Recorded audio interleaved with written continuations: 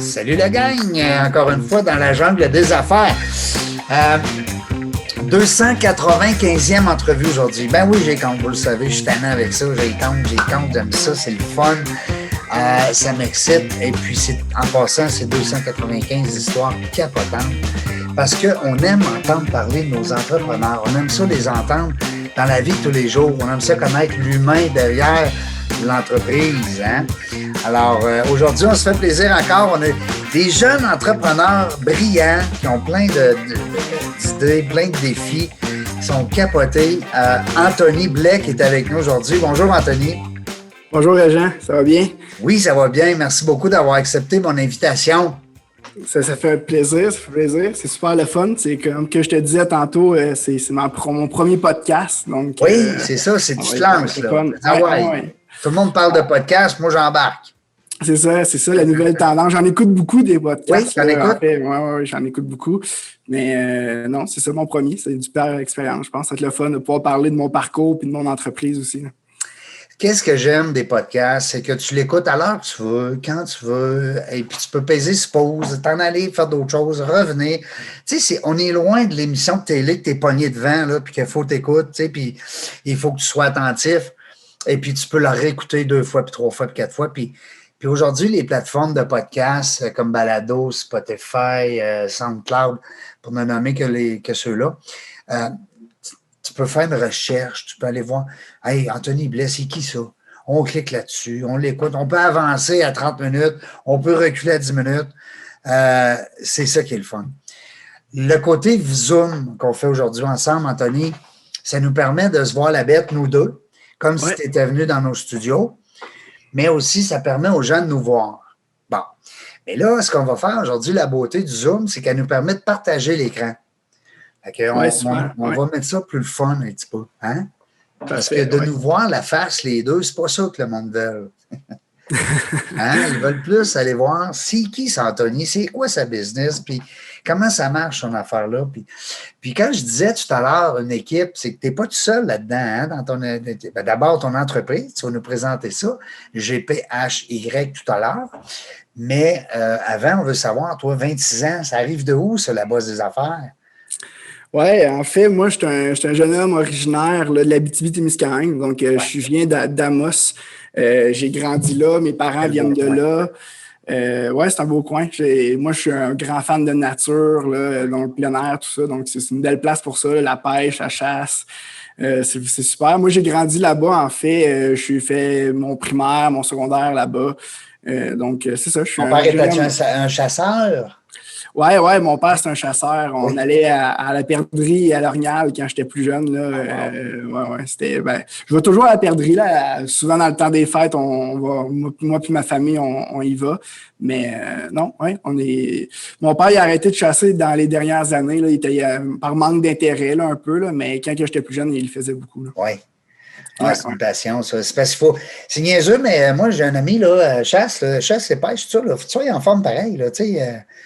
Oui. Tu marches, tu dans le bois, te lever à 4 heures du matin. C'est. Puis dis-moi, les études aussi, je pense que tu as un bac en génie physique. Oui, c'est ça. En fait, moi, je suis originaire de l'Abitibi, comme je disais, mais j'ai déménagé en 2015 là, pour aller faire mon baccalauréat en génie physique à l'Université Laval. Puis ensuite, j'ai complété un MBA aussi, là, donc une maîtrise en administration des affaires. Tabarnouche. En même temps que démarrer mon entreprise. Donc, ça a été les 2 dernières années, là, je dirais, ils ont été assez chargés. Tu n'avais pas de blonde dans ce décor-là, là? Non, j'avais pas de blonde. Pas le temps de faire une famille, là. Non, c'est ça. Je pense qu'elle m'aurait pas apprécié bien si avec toutes les heures que je passais à l'école qu'au travail. Là. Déterminé, passionné, créatif, je voyais ça dans tes commentaires, puis je pense que ça se dégage beaucoup. Ça prend ça en entreprise, es-tu d'accord? Oui, vraiment. Je pense que la passion, c'est ce qui fait que tu continues quand c'est un peu plus dur. J'ai réalisé dans les 2 dernières années à quel point il faut de la résilience pour l'entrepreneur parce que c'est une montagne russe d'émotions. Là. Autant que tu vis des émotions de joie, puis de succès, puis à chaque fois des victoires, mais des échecs aussi. Puis à la longue, ça finit des fois par être difficile. Puis tu disais, on finit par se dire aussi, bon, pourquoi je fais ça? Pourquoi je retourne pas travailler? Là? J'ai un baccalauréat en génie physique, je pourrais me trouver une bonne job, un bon salaire, avoir un salaire, une stabilité. Puis non, oui. en ce moment, ça fait 2 ans que je me verse pas de salaire, puis je travaille comme un fou. Là.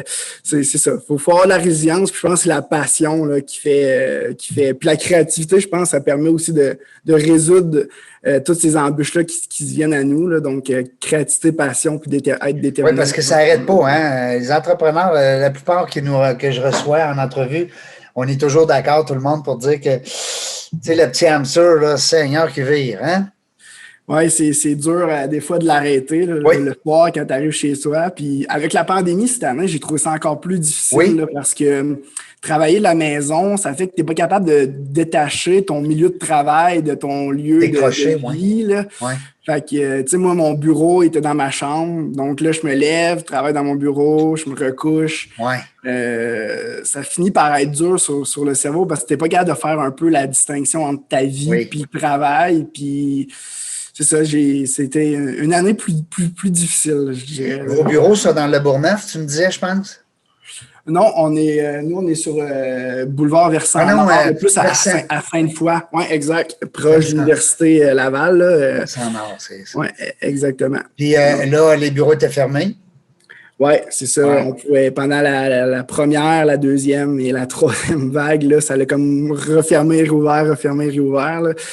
Ouais, et c'est ça, c'est la résilience. Puis à quelque part, les entrepreneurs, ben, on est un petit peu, je m'inclus dans le paquet, parce que pour en avoir eu quelques-unes, on est bizarre un peu. On dirait qu'on aime ça. On aime ça flageller, on dirait. En tout cas. Je pense que c'est pas fait pour tout le monde. Non. Il faut être capable de vivre avec l'instabilité, l'incertitude là, à fond. Là, ben là, tu vois, hein, on vient de dépasser, selon Statistique Canada, 6,5 ou 7% seulement des Québécois sont entrepreneurs. Alors, c'est pas énorme, mais c'est beaucoup plus que le 2% qu'on a eu pendant des années. Alors que 7, 8, 9, ça va peut-être tendre vers le 10, 12, 15 bientôt parce qu'on voit des entrepreneurs, des jeunes comme vous autres, ça sort de l'école, les gens sont crinqués, puis c'est le fun de voir ça. C'est sûr que c'est pas facile. Hein? On dit pas aux gens, lance-toi en entreprise, c'est facile, mais c'est tellement excitant.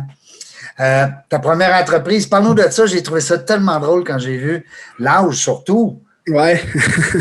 Ouais, en fait, moi, quand j'étais en Abitibi, en fait, j'ai tout le temps été un peu, je pense, quelqu'un qui tripait d'avoir des projets, là, puis des trucs comme ça. Puis à 12 ans seulement, j'ai parlé avec mon père, puis j'avais envie d'avoir ma petite entreprise. J'avais commencé à tondre le gazon chez moi. Puis pour me faire de l'argent de poche, j'ai demandé s'il voulait m'aider à lancer mon entreprise. Donc, j'ai embarqué un de mes amis avec moi dans cette histoire-là. Donc, on était 2 jeunes de 12 ans.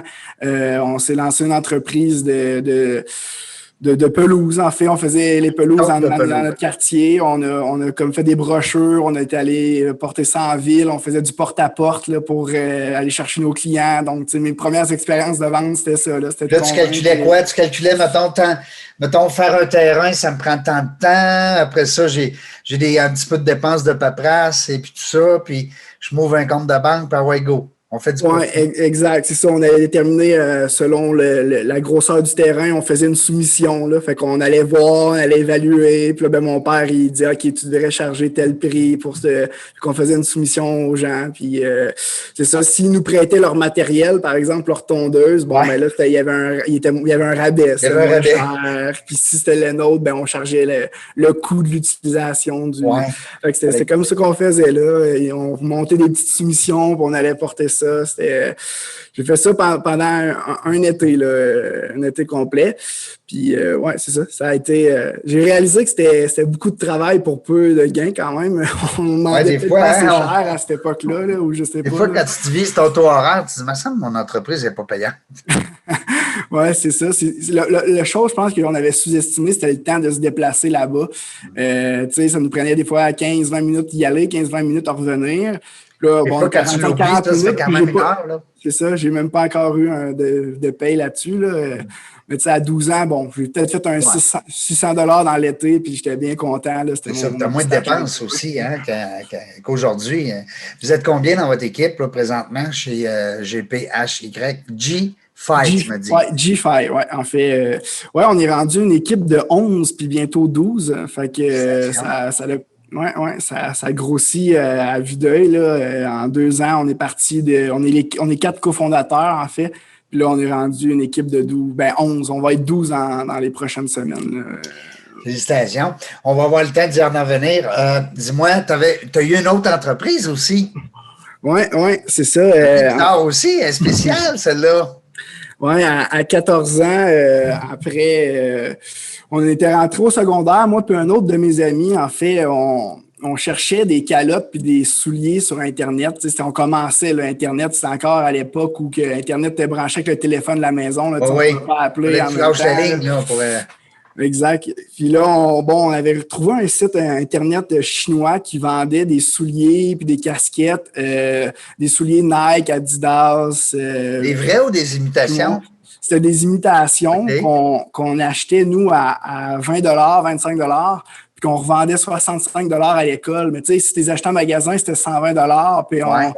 Fait que c'était un peu, je dirais, tu sais, la première forme de dropshipping, là, un peu, Ouais. là, qu'on avait comme un peu, c'est pas nous qui avons inventé ça, là, mais tu sais, on Oui. avait développé un business model autour de ça. Tu n'as pas besoin d'entrepôt, tu n'as pas besoin d'entreposer le stock, tu n'as pas besoin de fabriquer, tu n'as pas besoin.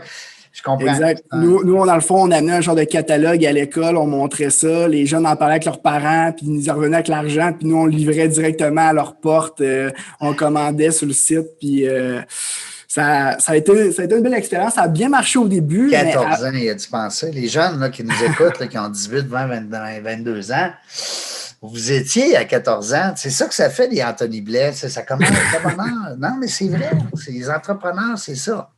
Oui, non, c'est ça. Ben, moi, c'est tout le temps trippé, embarqué dans des trucs comme ça. Là, puis, au début, ça a bien marché, mais on s'est rendu compte rapidement que là-bas, souvent, ils nous envoyaient pas la bonne paire, ou des enfants de même. Puis là, fallait gérer ça. Puis on a fini par arrêter à cause de ça. Là, c'est arrivé une couple de fois que on n'a pas vu notre argent parce que les paires sont jamais arrivées. Puis là, on était pas à se faire rembourser. Puis on avait même une année appelée. Parlant en anglais avec un Chinois là-bas, on avait 14 ans. Puis là, dans ce temps-là, les numéros de téléphone, ben même aujourd'hui, mais je veux dire, tu n'as pas le choix, tu ne peux pas y envoyer un courriel et faire un FaceTime avec. Oui, exact, c'est ça. C'était une belle expérience quand même. Là. On a fait ça à peu près 1 an aussi, là, je dirais. Là.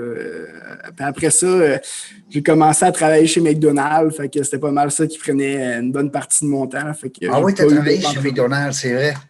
Oui, à 14 ans, ma première job étudiante. C'est vrai ce qu'on dit que quand les jeunes qui ont travaillé chez McDonald's, il y a quelque chose de spécial? Moi, je pense que oui. J'ai eu plusieurs autres jobs étudiantes dans ma vie, mais chez McDo, c'est runné, il y a des règles, ça te montre à la discipline, puis c'est bien organisé, c'est bien géré. Du moins, dans le McDo, j'étais, là, des McDo, il doit en avoir toutes les sortes, ça doit beaucoup dépendre du gérant et des personnes qui s'occupent de l'opérer. Mais moi, pour vrai, ça m'a vraiment montré la discipline. Puis aussi, il y a comme une genre de hiérarchie où tu peux monter des échelons. Moi, j'ai commencé, j'étais un équipier, après j'étais un formateur, un leader, puis j'ai fini chef d'équipe. Donc, il y a aussi ce petit pour les jeunes de 14, 15, 16 ans, mais ça montre aussi que tu peux avancer si tu travailles fort, il y a des possibilités de progression. Donc, ça, j'avais vraiment trippé sur mon expérience de travailler là-bas. Belle notion chez McDonald's aussi, que, comme tu l'expliques, Anthony, l'effet d'évoluer. Hein? Tu commences à un niveau, puis whoop. Puis ça, on dirait qu'en marketing, c'est très, très puissant. Les gens aiment ça quand ça évolue, quand tu grandis, quand tu as l'option d'aller à un autre niveau. Hein? Oui, c'est très motivant parce que ça met comme un objectif. Je me donne pour pouvoir monter au prochain. Si tu n'as plus de possibilité d'avancement, c'est un peu là que ça devient. C'est là que tu bloques. Tu perds un peu, pas l'ambition, mais l'envie de travailler plus fort. Tu tombes dans la routine. Exact, c'est ça, exact. Fait que Puis, moi, je jouais au hockey, puis ce qui était le fun, c'est qu'avec le McDonald's, on leur envoyait nos horaires de hockey, puis il ajustait en fonction. Il y avait beaucoup de flexibilité à ce niveau-là. Ouais. Fait que ça, c'était Pas négligeable, ça. Ouais, parce que sinon, tu ne pouvais pas travailler les fins de semaine parce que tes horaires au hockey changent Ouais. toujours, tout ça. Là, fait que, ouais, c'était. Hey, j'aime ça. J'aime entendre. C'est de la musique à mes oreilles parce que d'entendre justement, tu es quand même, tu as 26 ans, tu n'es quand même plus un jeune, mais le fait d'avoir la base des affaires jeune, c'est inspirant, surtout pour les gens qui nous écoutent des fois.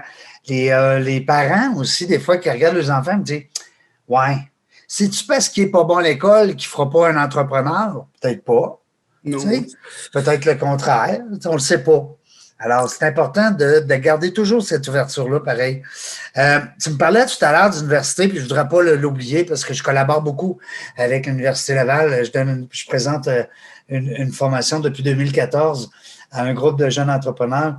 La faculté, c'est-à-dire les bourses qui sont données par la faculté d'entrepreneuriat. Je capote. Il y en a chaque année. Je pense que tu as été récipiendaire d'une bourse, ça se peut-tu? Oui, effectivement. En fait, quand on a lancé l'entreprise, nous, j'avais déjà eu la base des affaires un peu plus jeune, comme je viens de le compter, à 12-14 ans. Mais là, c'était vraiment un projet plus sérieux d'envergure. Par où qu'on commence? Oui, on écrit un plan d'affaires, mais tout ça. Mais ce qui est le fun à l'Université Laval, c'est que Entrepreneuriat Laval, qui est en fait un incubateur pour les startups à l'université. Donc, nous, la première chose qu'on a fait, c'est qu'on est allé voir, en fait, les coachs d'affaires là-bas. On leur a présenté notre projet qu'on voulait lancer et tout ça. Ils nous ont conseillé, en fait, d'écrire un plan d'affaires et tout ça. Et après ça, d'appliquer à un concours qui s'appelait le concours d'idées d'entreprise de l'Université Laval. C'est un concours qui a lieu à chaque année en novembre environ. Donc, nous, on s'est inscrit à ce concours-là avec l'idée de lancer GFI. Puis, on a gagné la première place de la Faculté de sciences et génie et la première place de toute l'Université Laval. Donc, il y avait 83 idées d'entreprise qui ont été proposées. Puis c'est GFI qui a remporté la première place. Donc, c'est vraiment à ce moment-là qu'on a fait, OK, on tient de quoi de solide. On a quelque chose. On se lance à fond. Donc, 2 semaines après, on était incorporés. 2 mois après, on avait loué un local, puis on était partis. Même s'il nous restait 1 an d'études, on a fini ça durant notre dernière année d'études. C'est le fun, justement, comme tu l'expliques, là, Anthony, c'est qu'il y a des gens, des fois, qui veulent se lancer, ils ont l'idée, ils ont tout, mais ils n'ont pas tous ces petits outils-là pour le tester peut-être, alors que le programme Entrepreneuriat Laval, justement, permet à ces jeunes-là de le faire. Je sais, on a jasé avec des gens qui ont bénéficié, comme toi, là, au Mi Laboratoire. Oui, je connais bien. Comment elle s'appelle? Rachel. Andrea puis Rachel. Oui, Andrea Gomez. Puis, ils sont venus ils font partie du 295 invités. J'ai eu aussi l'équipe d'Animora. Oui, Jean-Philippe. Oui, puis comment elle s'appelle, sa conjointe? C'est sa conjointe, en tout cas. Oui, c'est sa conjointe, oui. Oui, c'est ça. Hey, crème. Puis la pâte à dents pour les chiens. Moi, j'ai capoté. J'ai dit tabarnouche. Puis moi, j'en ai un chien ici. J'étais déjà client, puis je connaissais même pas ça. C'est parce que c'est pas moi qui s'occupe de ça, c'est ma blonde. Puis là, quand je l'ai reçu, j'étais toute fière de ça. Mais c'est le fun de voir justement que vous avez des appuis comme entrepreneur. On n'en parle pas assez de ça. Souvent, les gens disent j'ai le coup de me partir en affaires, mais ils se sentent un peu tout seuls, abandonnés. Tu sais, des fois, tu as les parents qui sont là pour supporter puis donner un coup de main, mais c'est pas dit des fois non plus de parler entrepreneuriat dans la maison. Tu as des programmes comme à l'Université Laval qui sont. Effectivement. Il y en a de plus en plus, Anthony, hein? Il y en a dans toutes les écoles quasiment. Exact. Puis tu n'es pas obligé d'aller à l'école. Entrepreneuriat Laval, c'est vraiment axé pour les gens de l'Université Laval, mais à Québec, il est rendu vraiment avec un écosystème. Là. Si tu veux te lancer en affaires, peu importe ton secteur d'activité, il va y avoir un incubateur qui va exister. Là. Puis on est à Québec, à Montréal, c'est encore plus, là, il y en a encore plus. Je pense à Le Camp, qui est un autre incubateur qui est vraiment axé, lui, pour les technologies en TI, en FinTech, puis tout ça. Sinon, on a Quantino qui vient d'ouvrir, qui est un incubateur technologique pour électronique, photonique. Sinon, il y a Mycelium qui est axé plus sur l'agroalimentaire. Il y en a plein, là. Je me souviens plus de tous les noms, là. Il y en a un autre qui est en plus dernièrement en développement durable, tout ça. Donc, si tu veux te lancer en affaires aujourd'hui, et tu vas trouver de l'accompagnement. Il y a des outils, c'est ça, exact. C'est ça. Puis tantôt, tu parlais qu'on est passé de 2 à 7 %, mais c'est ça, c'est qu'il y a vraiment un engouement. Puis il y a une volonté des gouvernements aussi, je pense, à promouvoir l'entrepreneuriat parce qu'on réalise à quel point c'est bénéfique pour l'économie du Québec. Créateurs d'emplois sur les entrepreneurs.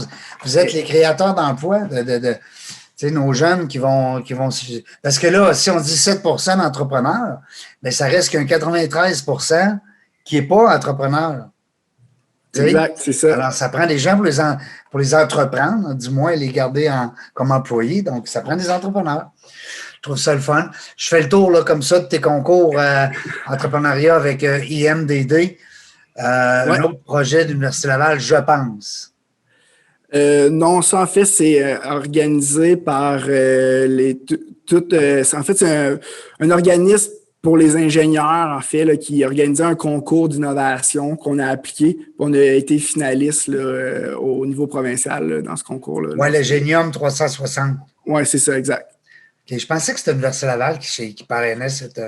Non, c'est vraiment un organisme là, pour tous les gens en génie. Là, on peut être membre de ça puis participer. Puis il y avait un concours entrepreneurial, là, en fait. Là. Parce que tu te gardes très connecté avec tout ce beau monde-là, je pense. C'est ce que oui. Le réseau, en fait, en affaires, je pense que c'est la clé du succès. Là. Donc, nous, on reste connecté avec tout ce qui est toute opportunité qu'on peut. Tous les gens qui souhaitent nous aider sont accueillis à bras ouverts. Mm-hmm. Mais non, moi, je pense que là, tu te trompes peut-être avec pas Ose entreprendre, Eggenius, qui est de la faculté de sciences et génie. C'est en plein ça. Ouais, ça vient de la faculté universitaire d'administration, hein? Ça aussi, on a gagné. De sciences et génie, oui, exactement. C'est ça.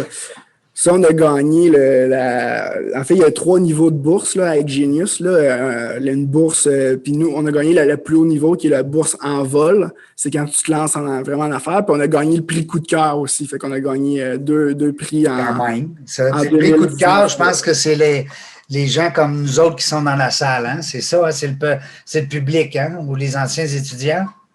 Non, dans ce concours-là, c'est vraiment... en fait, ça n'existait même pas le prix coup de cœur, puis ils l'ont inventé à notre année. On s'attendait pas à avoir ça parce qu'ils nous ont donné 2 bourses en vol. C'est la première fois qu'ils faisaient ça. On a gagné comme une bourse en vol, puis en fait, on pouvait pas juste vous en donner une. Donc, on a inventé un nouveau prix qui s'appelle le prix coup de cœur, puis on vous donne le... Fait que ça, quand on a gagné ça, j'étais bouche bée, là.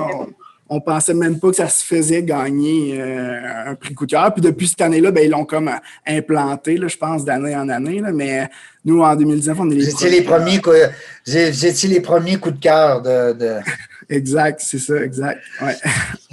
Je continue tout le temps parce que j'aime ça parler beaucoup aussi de qu'est-ce que... J'aime ça parler du parcours. Tu sais, là, on parlait que tu es un jeune entrepreneur, bon, plein d'idées, tout ça. Puis après ça, on a jasé un petit peu, bon, OK, l'académie, l'école, tout ça, l'université. Puis là, il y a des articles de journaux, il y a des concours, il y a des bourses. C'est le fun de jaser de ça parce que c'est du passé, mais c'est ce qui fait qu'aujourd'hui, vous êtes là.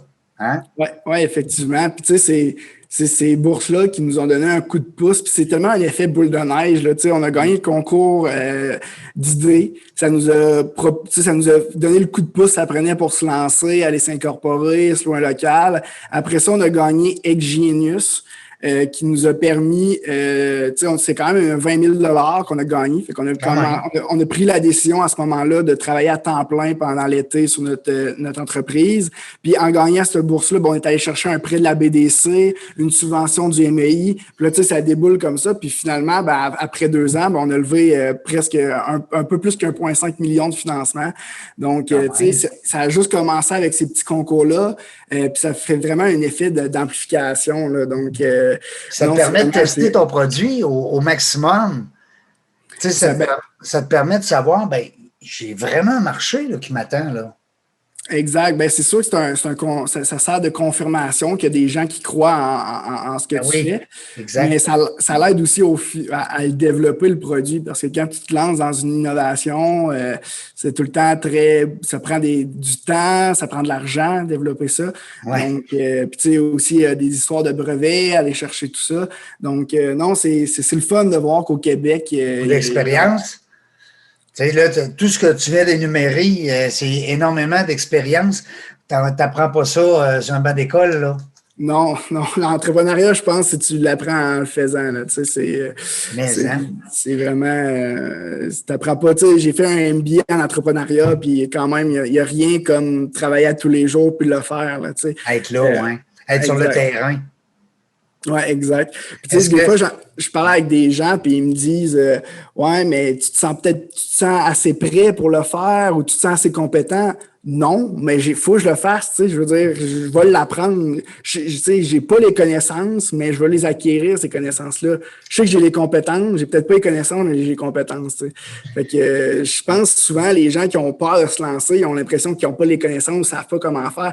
Fais juste te lancer, tu sais. Tu vas l'apprendre, puis tu vas réussir, là. Tu as tellement raison. Je parlais dernièrement avec Francis, pardon, Parent-Valiquette, qui est un expert en podcast. Puis OK. il me disait justement, lui, il donne la formation beaucoup, comment lancer son podcast, puis tout ça. Puis Francis me disait, si tu savais, Régent, comment les gens ont peur de se lancer dans leur propre bébelle, tu sais, en l'occurrence, ici, un podcast. Donc, ben exactement ce que tu viens de dire, Anthony. Lancez-vous. Tu sais, c'est la meilleure affaire de savoir si ça va marcher. Tu le lances, tu l'essayes. Tu sais.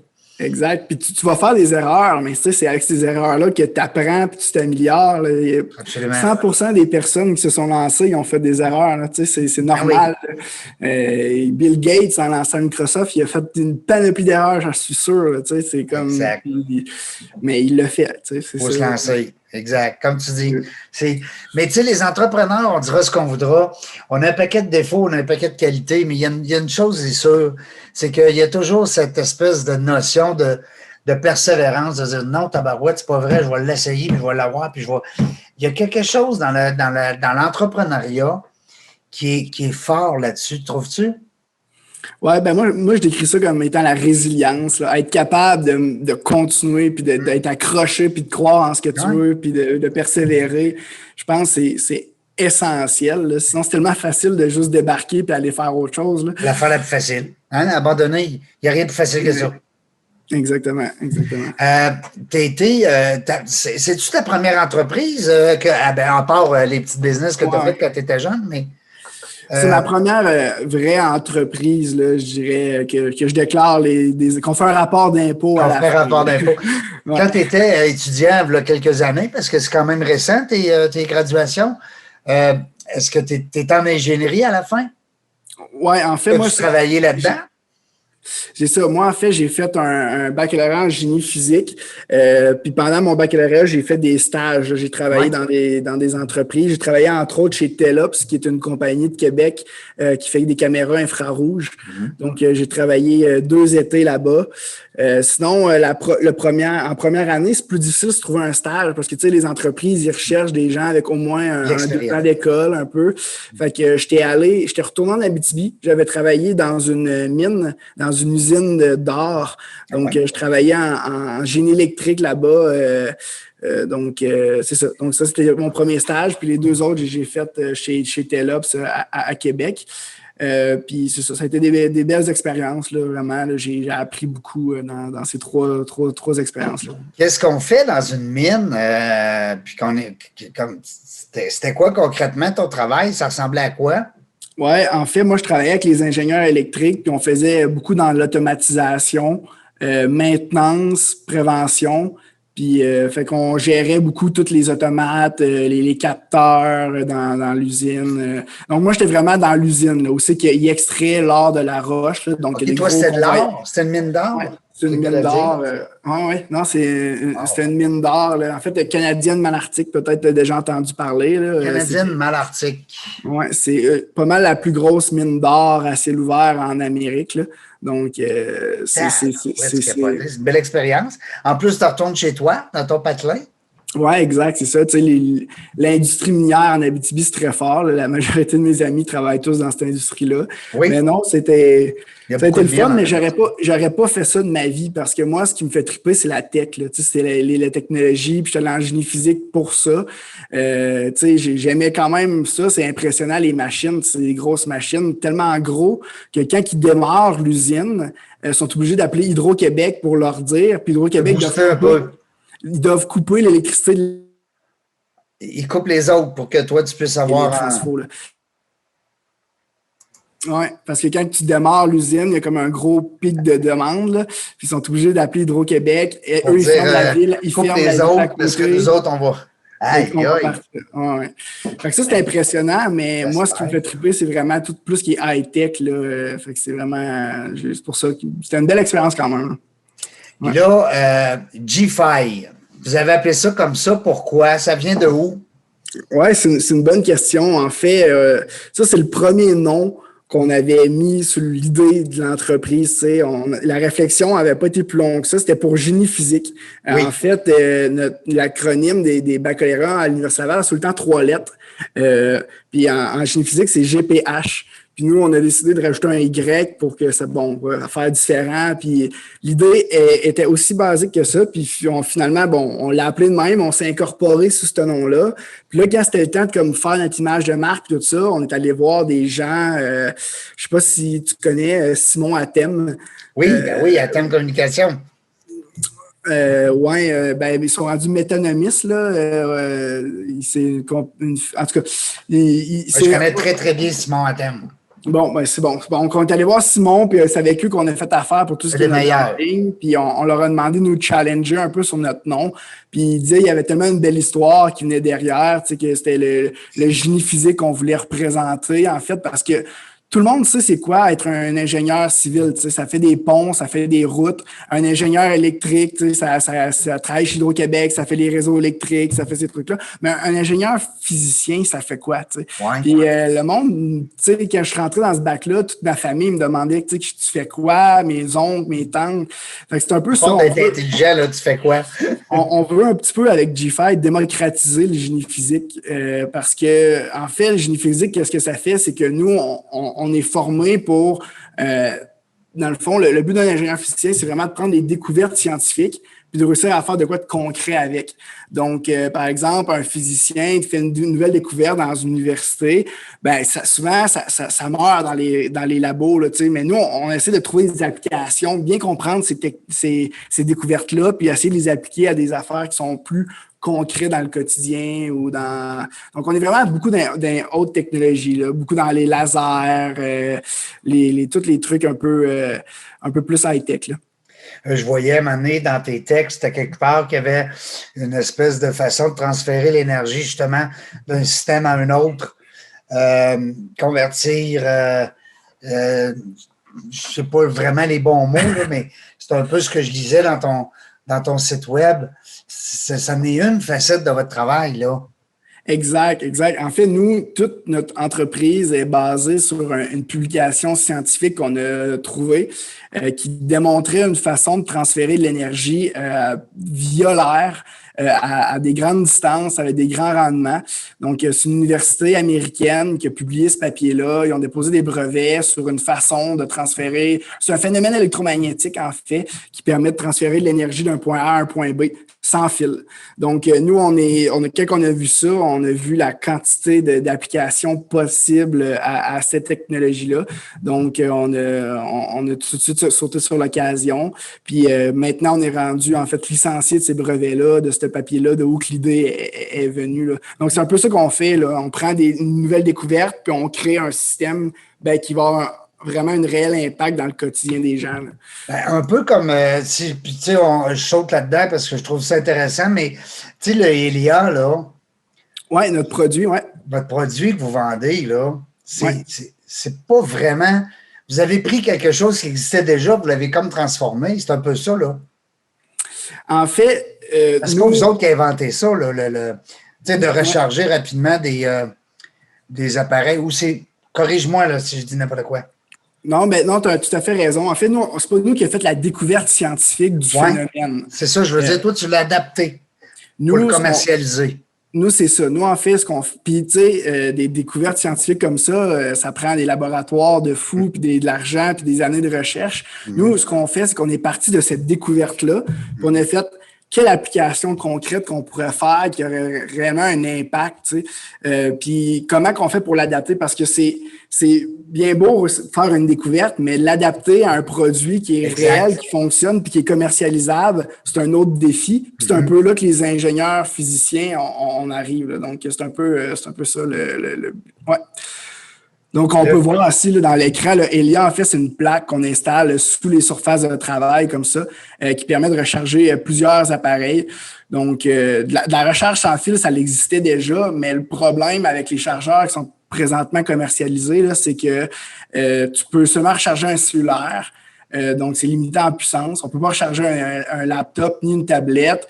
Aussi, il faut positionner parfaitement l'appareil sur le petit disque de recharge. Nous, on peut charger vraiment à plus grande distance, des plus grandes zones de recharge. Donc, puis on peut aussi l'installer sous les surfaces. Donc, ça transmet l'énergie au travers des surfaces. Donc, ça, c'est le premier produit qu'on est en train de développer. Là. Ouais. Wow! C'est vraiment hot. Puis j'invite les gens à aller voir votre site web parce que tu as toute l'explication technique, physique aussi, parce qu'il faut que tu saches comment ça fonctionne, tout ça. Il y a une possibilité aussi, je pense, j'ai vu aussi de joindre la communauté. Alors, s'il y a des gens, des fois, qui disent ben moi, j'aime ça, ce qu'ils ont fait, puis je suis persuadé que ça va bouger encore, cette gang de capoter-là. Ben à ce moment-là, de joindre justement la communauté, tu mets ton nom ici, Régent Gauthier, puis après ça, tu mets ton adresse courriel, r.gauthier, Gmail, mon Gmail, c'est lui qui rentre automatique. Fait que vous faites ça, à ce moment-là, ben, vous êtes maintenant inscrit. Hein? Exactement. Fait que là, je vais être au courant de comment ça marche, parce que c'est long des fois charger des bebelles. Après ça, le Elia Air, tu veux-tu nous en parler aussi, Anthony? Oui, en fait, comme c'est une nouvelle technologie, c'est pas encore intégré dans les ordinateurs portables. Donc, nous, on a développé un chargeur en fait, pas un chargeur, un récepteur. Donc, c'est comme une clé USB que tu branches dans ton port de chargement d'ordinateur qui permet de le rendre compatible avec notre appareil. Donc, quand même. Ouais. Là, je sais pas. Oui, mais en fait, ça, c'est le nom, mais c'est pas le nom officiel, on va le changer. Là. On est en train de refaire le site web. Là, oui? Ouais. C'était. Puis dans le fond, Elia, c'est pas juste un chargeur sans fil. Là. On pourra en parler un peu plus tard, là, mais on est en train de développer d'autres fonctionnalités, mais le site web, il n'est pas à jour encore. Là. C'est quelque chose qu'on est en train de travailler. Là, ouais. Parfait. Tu me le dis. Ta page Facebook, j'aime ça parce qu'on est capable à ce moment-là d'avoir plus d'informations. Des fois, c'est plus actuel. Une page Facebook, tu me corriges? Ouais. Non, sur Facebook, c'est vrai qu'on partage beaucoup puis on maintient plus à jour. Là. Le site web, c'est plus long à changer là, quand tu vas faire des modifications. Là. Faire un post Facebook plus rapide. Là, donc, ouais. Ça, c'est tes partenaires, ça, Christophe puis Hubert. Hubert, en fait, c'est un cofondateur. Christophe, c'est un de nos employés. Là. Ça fait un peu plus d'un an qu'il est avec nous. Là. Il s'occupe de toute la programmation de notre appareil. Là. Hubert aussi a l'air jeune. Oui, Hubert, lui, a 25 ans, Hubert. Aïe, c'est impressionnant. C'est le fun, j'aime ça. Vous avez été couronné avec la Jeune Chambre de commerce, ça se peut-tu? Pardon. Ouais, enfin, on était finaliste là, à la Bourse Jeune Entreprise, la Jeune Chambre de commerce. Donc, on n'a pas remporté. C'est Roadloff, Laurence de chez Roadloff qui a gagné. Là. Je lui lève encore toutes mes félicitations. Nous, on a gagné, par exemple, le prix coup de cœur du public. Donc, le public, on a fait des pitchs en live. Là, c'était vraiment une belle expérience. Puis le public. Puis vous aviez un certain temps pour pitcher, je présume, votre concept. Ouais, exact. Un peu comme au Dragon, là. Oui, exactement. On avait 3 minutes, puis il y avait 3 juges, puis après ça, ils nous ont posé des questions. Il y avait 5 minutes de questions. Donc, c'est ça. On on a gagné le prix coup de cœur du public, donc le public a voté pour nous. Là. Donc, j'étais vraiment content là, de ce prix-là. Là. C'est le fun de voir que le public croit en notre entreprise et en notre produit. Là. Moi, si je parcours comme ça ta page Facebook, il y a des fois des nouveautés ou des connexions, des aides, du support au TI, peut-être des fois que tu peux nous transmettre. Ouais, je suis pas sûr de comprendre la question. Moi, j'aime ça, des sites Internet, puis c'est-à-dire des pages Facebook où est-ce que l'entrepreneur nous présente son entreprise, mais qui aussi nous éduque un peu, nous apporte de l'information, nous fait découvrir des nouveautés.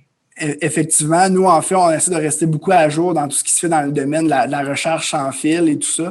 On pose beaucoup de nouvelles là-dessus. Donc, si quelqu'un des gros joueurs qui ajoutent font des annonces là, dans le domaine de la recherche sans fil, on les partage sur notre page. Oui, parce que ça, moi, je donne une formation sur LinkedIn un peu aussi à on va dire des néophytes, là, les gens qui ne sont pas très à l'aise avec LinkedIn.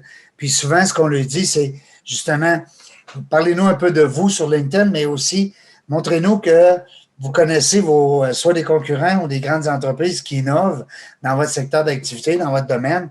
Puis partagez-nous de vos connaissances ou de vos astuces. Ça nous permet d'aller vous visiter encore plus souvent. Oui, exact. Parce que moi, si j'apprends plein de choses quand je vais te voir sur ton site web ou sur ta page Facebook, ça m'incite à y retourner. Oui, exact. C'est pour ça que c'est... Comme là, ici, on fait des blogs aussi là, pour parler des problèmes, tout ça. Là, donc, ça en est un ici. Là. Je vois les tonnes de déchets. Là. Exact.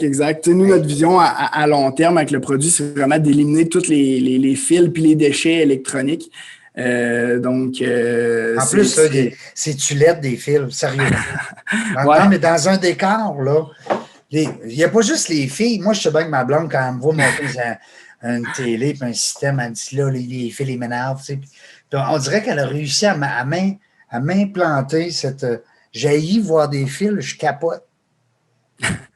Non, c'est vrai, ça prend de la place, c'est encombrant, on finit par les perdre, les briser. Les fils, c'est vraiment nuisible. Puis, Et souvent, on en a trop, hein? Oui, on a tous un fil pour chacun de nos appareils. Un moton. Tu as 12 fils, 12 appareils, 12 fils. J'adore cette photo. Ça, c'est quand tu avais reçu un prix, je présume. Oui, exact. Ça, c'est quand on a gagné la bourse de l'entreprise. À l'Université Laval. Non, le prix coup de cœur du public. Là, Donc, c'est ça. J'ai fait un petit discours là, pour remercier le public. Là, donc, c'est toi qui c'est toi qu'on voit souvent sur les photos quand on se promène et qu'on fouille un peu sur votre entreprise.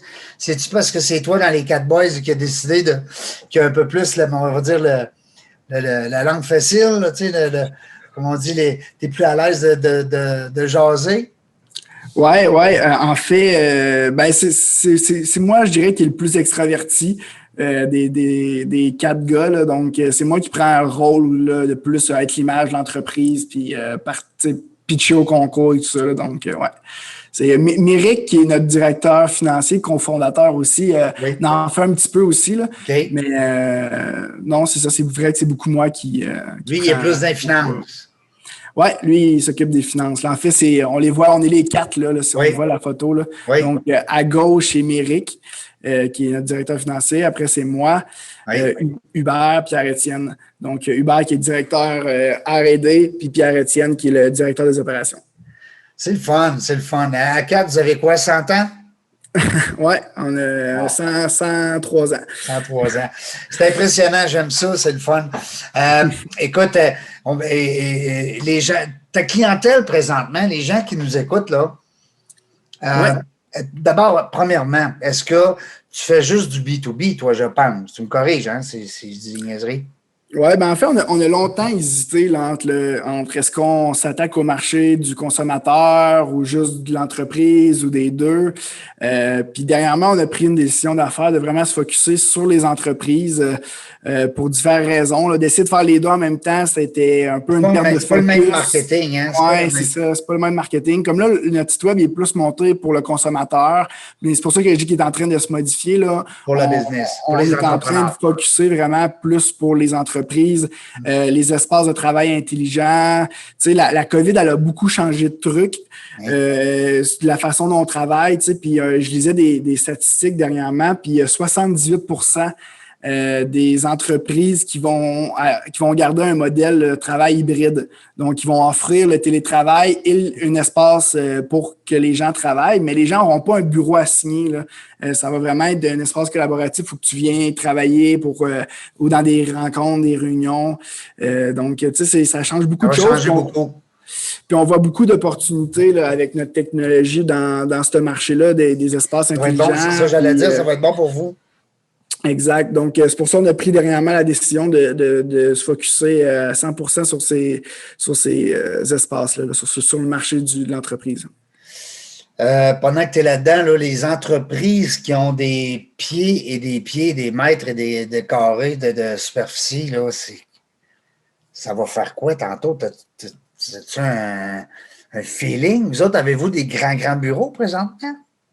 Oui, ben non, nous en ce moment, on est justement en train d'agrandir parce qu'on commence à être serré. Là. Tu sais, on a commencé dans nous, on avait loué un petit local initialement, on était 4. Il était trop grand pour 4, mais là, on est rendu 12. Il commence à être trop petit, pas mal pour 12. Fait que là, on déménage là, en septembre, là, probablement. C'est pas trop grand, là. Ben, quand même pour être capable d'accepter la croissance, là, fait il va être pas mal plus grand que ce qu'on a en ce moment. Mais ouais. Parce que toi, ton équipe, là, le day-to-day, il faut qu'il soit quand même présent au bureau. Ça prend la synergie de l'équipe. Puis, ouais, nous, en ce moment, on a comme un laboratoire là, où c'est tout le développement du produit se fait là. C'est un peu ça qui nous a affecté pendant la COVID. C'était plus difficile d'y aller. Donc là, développer un produit en virtuel, ça se fait pas aussi bien. Il y a des choses qui se font bien en virtuel, mais la R&D, là, c'est plus dur. Là. Tu peux pas déménager un lab dans ton appartement. Là. On l'a fait un petit peu, là, mais c'est pas aussi efficace. Là. On a des appareils qui valent plusieurs milliers de dollars qui sont nécessaires là, pour faire le développement du produit. On peut pas brancher ça dans ta cuisine. Là. Ça prend de la place, c'est lourd. Donc, c'est sûr que ça, c'était un de nos enjeux pendant la COVID, d'être capable de gérer ça. On a essayé que les gens puissent y aller quand même. Là, on a mis des plexiglas, le masque, les visages, tout ça. Mais ça ne travaille pas aussi bien. Là. Non, c'est pas pareil. Est-ce qu'il y a un autre produit qui s'en vient? Oui, ben en fait... Un secret, on peut savoir un scoop, non? Oui, un scoop. En fait, notre produit, là, Elia, ce ne sera pas juste un chargeur sans fil, ça va être un docking station sans fil. Qu'est-ce que je veux dire par docking station? C'est que non seulement quand tu vas déposer ton ordinateur dans la zone de recharge, il va se mettre à charger, mais aussi il va se connecter à des périphériques sans fil. Par exemple, si tu as un deuxième écran, il va se connecter automatiquement à ce deuxième écran-là. Si tu as un clavier, une souris, il va se connecter automatiquement à ces périphériques. Une imprimante Bluetooth. Une imprimante, n'importe quel appareil. Donc, ça devient pareil comme les dockings qui sont filaires en ce moment, c'est que tu branches tout à une même place, puis après ça, tu prends un fil puis tu te branches. Ben nous, ça fait la même chose, mais complètement sans fil. Sans fil.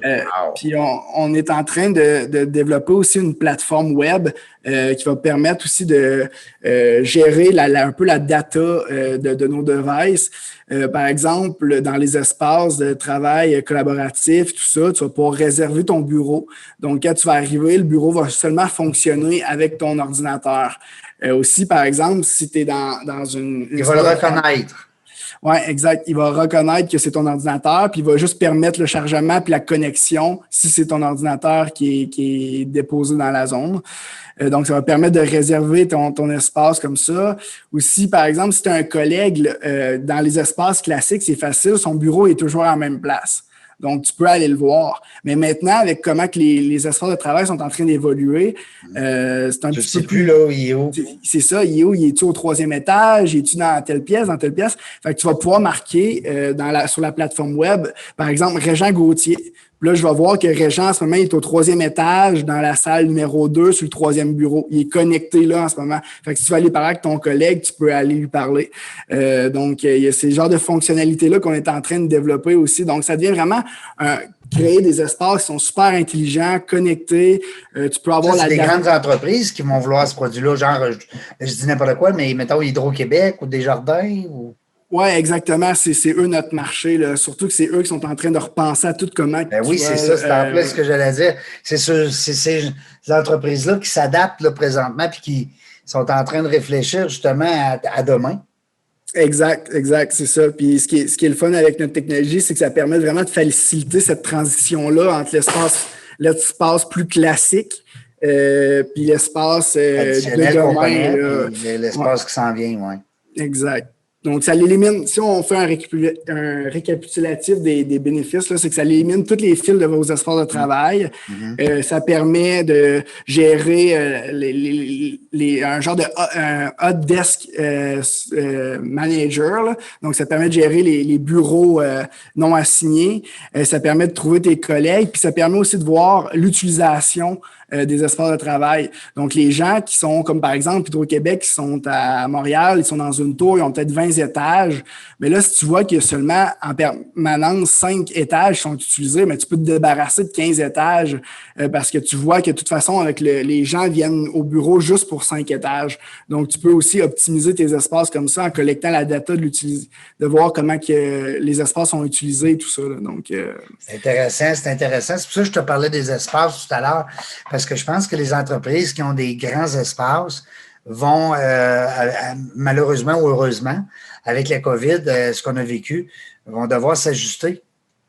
Oui, ben c'est ça. Toi, tu peux être un outil indispensable pour ces gens-là parce que, veut pas, dans leur réflexion, à un moment donné, il va falloir qu'ils pensent à ça. Être capable de retracer ton monde, après ça, être capable d'éliminer certains espaces, voire même certains fils, voire même certains espaces. Oui, exactement. Puis aussi, c'est ça, c'est de réussir à le faire de façon efficace, puis aussi d'être capable de s'assurer que cet nouvel espace-là est efficace. Donc, de voir que les gens l'utilisent pas trop, c'est pas surutilisé. C'est pas l'aspect data, l'aspect de l'information, parce que ça, c'est quelque chose d'indispensable aussi, parce que des fois, tu ne le sais pas que tes espaces ne sont pas occupés, puis tu les payes pareil. Exact. Puis quand tu es dans le temps de Montréal, le coût du pied 45 carré, du pied carré, là. Ça commence à... ça commence à être important. Une belle facture à la fin de l'année. C'est-tu ton gars de chiffre dans ton équipe? Là, comment il s'appelle, celui qui fait le plus de chiffres? Là, c'est Méric qui s'occupe de ses finances. Ouais. C'est lui qui calcule. Lui, il calcule l'argent. Comment ça rapporte? Mais il applique beaucoup à des bourses, à des subventions. Ouais. Il pitch devant les investisseurs. En ce moment, on est en train de faire un rond d'investissement. Okay. Donc, il y a aussi ce rôle-là. Là. Est-ce que tu aurais peut-être, en terminant, je sais qu'il nous reste environ 5-6 minutes, est-ce que tu aurais peut-être un petit message à des investisseurs, on ne sait jamais, quelqu'un qui déciderait de vouloir appuyer quatre jeunes hommes de Québec? Oui. En fait, s'il y a des investisseurs qui sont intéressés, vous avez juste à nous contacter, là, soit sur LinkedIn ou via notre site web aussi. Il y a une section contact. Oui. Nous, on serait très ravis de vous parler, là, vous faire notre petit pitch deck, vous présenter ça peut-être plus en profondeur, là, notre solution puis notre vision. Donc, nous, en ce moment, on est en train de rechercher de faire une ronde de financement pour lancer la commercialisation du produit en attendant une série A là, dans 18 à 24 mois. Là. C'est-tu dans l'onglet partenaire? Nous joindre, juste en dessous. Excuse-moi. Ouais. Dans nous joindre. Dans nous joindre, puis oui, c'est ça, exact. Dans nous joindre, les gens vont... on dit c'est G5, ça s'écrit GPHY. .ca. .ca. On est de Québec, nous autres. .ca. Let's go. Exactement.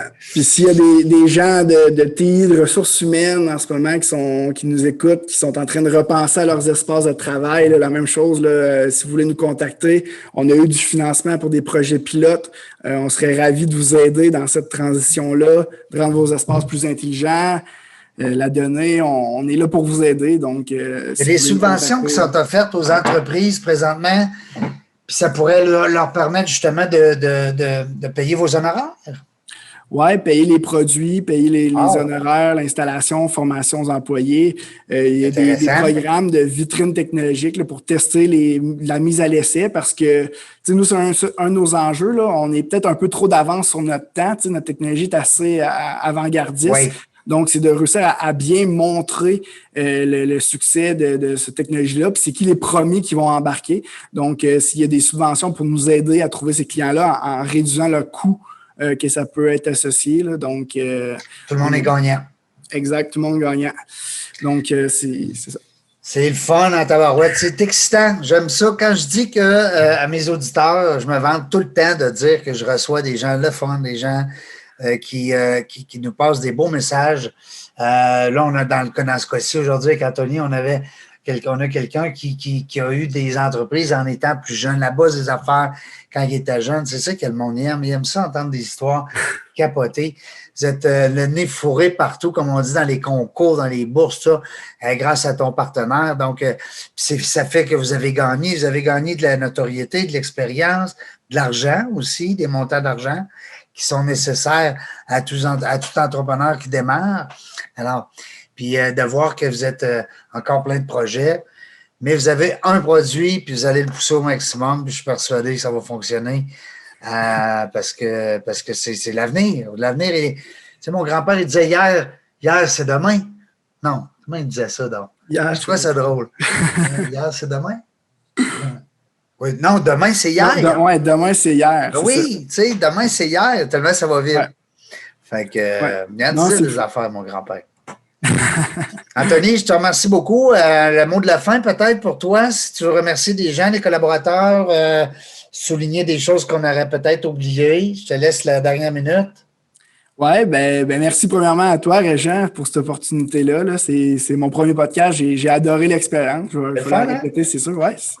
Vraiment. Merci pour vrai à tout le monde là, qui nous aide depuis le début. Là, Entrepreneuriat Laval, le CAM, maintenant Quantino, l'Académie La Relève entrepreneuriale, tous les gens qui ont su croire en nous là, depuis le début quand on était les 4 petits jeunes qui disaient qu'on allait être la solution qui éliminerait les fils de notre quotidien. Là.